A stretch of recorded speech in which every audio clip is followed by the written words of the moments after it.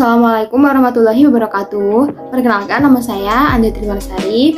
Saya dari kelas IPSA semester 4. Di sini saya akan menyampaikan pengelolaan kelas untuk satuan pendidikan SMP ataupun MTS kelas 9 semester 2 kurikulum 2013 tahun 2021-2022. Laporan pengelolaan kelas yang pertama adalah kegiatan administrasi.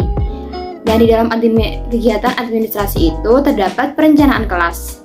Di antaranya ada program harian untuk mata pelajaran Ilmu Pengetahuan Sosial, Satuan Pendidikan SMPN 3 Dolopo, kelas 9 semester 2, tahun pelajaran 2021-2022. Terdapat kompetensi inti KI1, yaitu menghargai dan menghayati ajaran agama yang dianutnya. Kemudian KI2, menghargai dan menghayati perilaku jujur, disiplin, tanggung jawab, peduli, santun, percaya diri dalam berinteraksi, serta efektif dengan lingkungan sosial dan alam dalam jangkauan pergaulan dan keberadaannya. Kemudian KI3, memahami pengetahuan berdasarkan rasa ingin tahunya tentang ilmu pendidikan atau ilmu pengetahuan, teknologi, seni budaya, terkait fenomena dan juga kejadian tampak mata. Yang terakhir yaitu KI4, diantaranya mencoba, mengolah, dan menyaji dalam ranah konkret dan ranah abstrak sesuai dengan yang dipelajari di sekolah dan sumber lain yang sama dalam sudut pandang teori. Selanjutnya yaitu terdapat program semester tahun pelajaran 2021-2022 Satuan Pendidikan SMPN 3 Dolopo.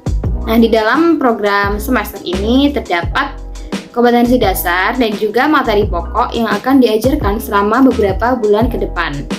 Selanjutnya di sini ada program harian untuk tahun pelajaran 2021-2022. Nah, di dalam program harian ini terdapat serangkaian kegiatan yang mana kegiatan tersebut dilakukan setiap harinya secara berkala sampai 1 semester ke depan. Nah, di dalam program harian terdapat yang pertama yaitu pengorganisasian kelas, di mana setiap kelas itu kan pasti memiliki organisasi. Nah, di antaranya itu terdapat wali kelas, kemudian ada ketua kelas, wakil ketua kelas, sekretaris, bendahara, kemudian ada beberapa seksi-seksi.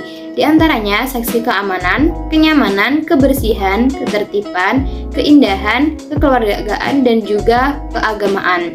Tugas organisasi kelas diantaranya ketua kelas itu untuk mengkoordinasi siswa dan memimpin kelas. Kemudian wakil ketua itu membantu ketua kelas dalam menjalankan tugas dan menggantikan tugas ketua apabila tidak masuk sekolah.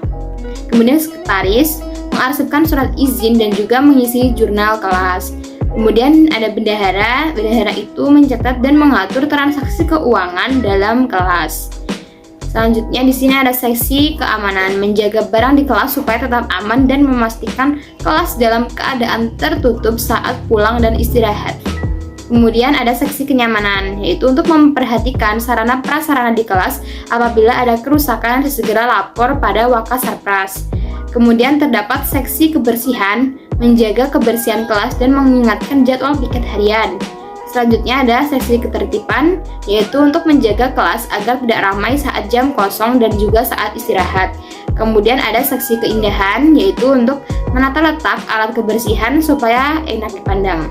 Serta di sini ada seksi kekeluargaan, yaitu untuk menjaga kerukunan dan solidaritas serta menumbuhkan rasa empati pada seluruh anggota kelas. Dan yang terakhir terdapat seksi keagamaan, yaitu tugasnya untuk mengingatkan waktu sholat jamaah dan mencatat daftar hadir sholat jamaah.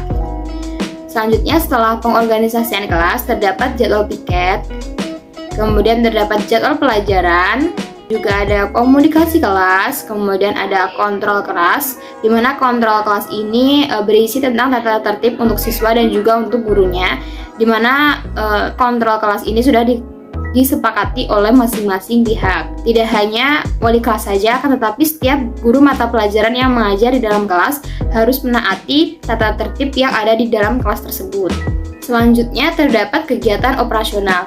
Nah, di dalam kegiatan operasional ini terdapat absensi kehadiran. Kemudian terdapat perbekalan kelas atau sarana prasarana yang mencakup barang-barang yang ada di dalam kelas. Yang ketiga yaitu kegiatan keuangan kelas. Kegiatan keuangan kelas itu mencakup uang-uang kas atau dana lain yang diberikan sekolah untuk kelas tersebut. Kemudian yang keempat terdapat humas di lingkungan sekolah. Secara internal, guru memberikan pembelajaran kepada murid. Guru memberikan tugas, guru mengajari murid supaya cerdas, serta guru mengajarkan etika dan sopan santun. Kemudian secara eksternal, yaitu membuat WhatsApp group yang berisi wali murid untuk mengkoordinir anaknya dan memberikan informasi, mengadakan pertemuan setiap 3 bulan sekali. Yang kelima, di sini terdapat daftar wali kelas mulai dari kelas 7 sampai kelas 9. Selanjutnya di sini ada mendesain ruang kelas. Nah, di dalam mendesain ruang kelas ini terdapat beberapa tahapan. Itu di sini ada 2. Yang pertama yaitu mendesain lingkungan kelas. Kemudian yang kedua itu penataan bangku kelas. Selain mendesain ruang kelas, di sini juga ada penataan keindahan dan juga kebersihan kelas. Di antaranya terdapat penataan kebersihan, kemudian pemajangan lukisan, pemajangan hasil karya murid, kemudian ada penyediaan papan untuk hasil karya murid. Selanjutnya terdapat pemberian aromaterapi di dalam kelas, dan yang terakhir yaitu pengaturan tanaman dan tumbuhan yang ada di sekitar kelas. Selanjutnya di sini saya akan membacakan materi IPS kelas 9 kurikulum 2013 semester 2 tentang ketergantungan antar uang dilihat dari konsep ekonomi yang memuat produksi, distribusi, konsumsi, harga pasar, dan juga pengaruhnya terhadap migrasi penduduk, transportasi, lembaga sosial dan ekonomi, pekerjaan, pendidikan, dan juga kesejahteraan masyarakat. Di sini saya akan membacakan poin-poin pentingnya saja. Yang pertama di sini materinya adalah pengertian perdagangan internasional. Yang kedua adalah faktor-faktor yang mempengaruhi perdagangan internasional. Yang ketiga, manfaat perdagangan internasional. Keempat, hambatan perdagangan internasional. Yang kelima, konsep ekonomi kreatif. Yang keenam, upaya untuk meningkatkan ekonomi kreatif. Dan yang terakhir itu ada upaya untuk meningkatkan ekonomi kreatif. Selanjutnya di sini ada tujuan pembelajaran. Setelah mempelajari materi yang dibahas tadi, diharapkan siswa itu mampu yang pertama, menjelaskan pengertian perdagangan internasional. Yang kedua, menjelaskan faktor yang mempengaruhi perdagangan internasional. Yang ketiga, menjelaskan manfaat adanya perdagangan internasional. Kemudian yang keempat, itu menjelaskan hambatan perdagangan internasional. Dan yang kelima, menjelaskan pengertian ekonomi kreatif, menjelaskan subsektor ekonomi kreatif. Kemudian yang ketujuh, menganalisis hubungan antara ekonomi kreatif dan juga industri kreatif. Yang kedelapan, menjelaskan keunggulan di bidang ekonomi. Yang sembilan, memberikan contoh keunggulan di bidang ekonomi. Yang 10, menjelaskan perdagangan bebas ASEAN. Dan yang terakhir, itu menganalisis hubungan perdagangan internasional dengan migrasi penduduk, transportasi, dan juga lembaga sosial atau ekonomi. Mungkin itu yang dapat saya sampaikan terkait laporan pengelolaan kelas untuk kelas 9 semester 2 di SMPN 3 Dolopo. Jika ada kesalahan, mohon dimaafkan. Akhirul kata, wassalamualaikum warahmatullahi wabarakatuh.